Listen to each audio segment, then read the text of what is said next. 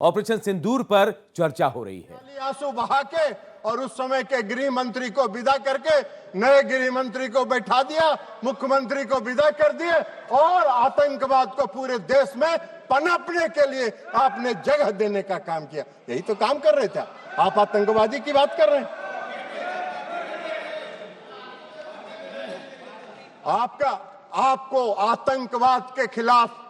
आतंकवाद के खिलाफ लड़ाई लड़ने का न साहस था यूपीए सरकार को और न उसमें दम था कि वो आतंकवाद के खिलाफ लड़ाई लड़ते।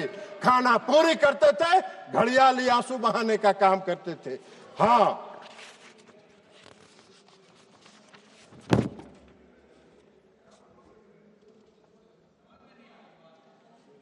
और उसको भी बता दें कि उस मुंबई की घटना का जो मुख्य कर्णधार था, जो अमेरिका में छिपा हुआ था, आपको उसको लाने का साहस नहीं हुआ।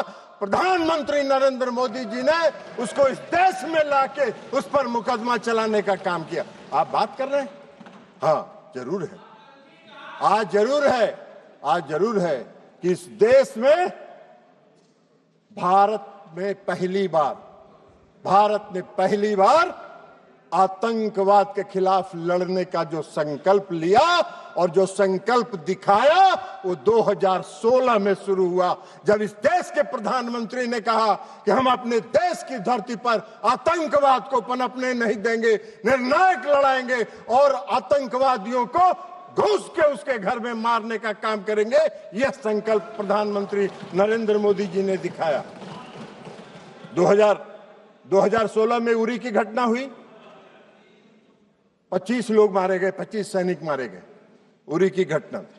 और 25 सैनिक मारने के बाद देश के प्रधानमंत्री ने निर्णायक लड़ाई लड़ते हुए सर्जिकल स्ट्राइक किया और पाकिस्तान की सीमा में घुसकर पाक आतंकवादियों को समाप्त करने का काम किया। यह प्रधानमंत्री ने इस संकल्प के साथ काम किया, आतंकवाद के खिलाफ लड़ाई लड़ने का काम किया। आपको कहां दिखाई दे रहे? आतंकवादी प्रशिक्षण केंद्र समाप्त हुए सर्जिकल स्ट्राइक में, सैकड़ों आतंकवादी मारे गए और फिर दोबारा आतंकवादियों ने साहस किया। फरवरी में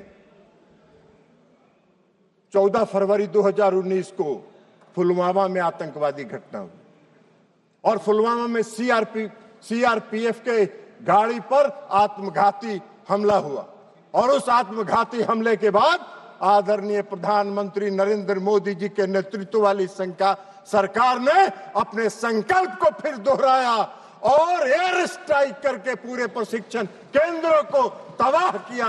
जैसे मोहम्मद के लश्करे के सारे प्रशिक्षण केंद्रों को तबाह करने का काम किया। आप मोदी जी को सिखा रहे हैं आतंकवाद के खिलाफ लड़ाई लड़ने का। आप तो आतंकवाद के खिलाफ क्या लड़ाई लड़े थे? इतना दिन देश में शासन किए। आजादी के बाद से तो सबसे ज्यादा शासन आप ही लोगों ने किया है।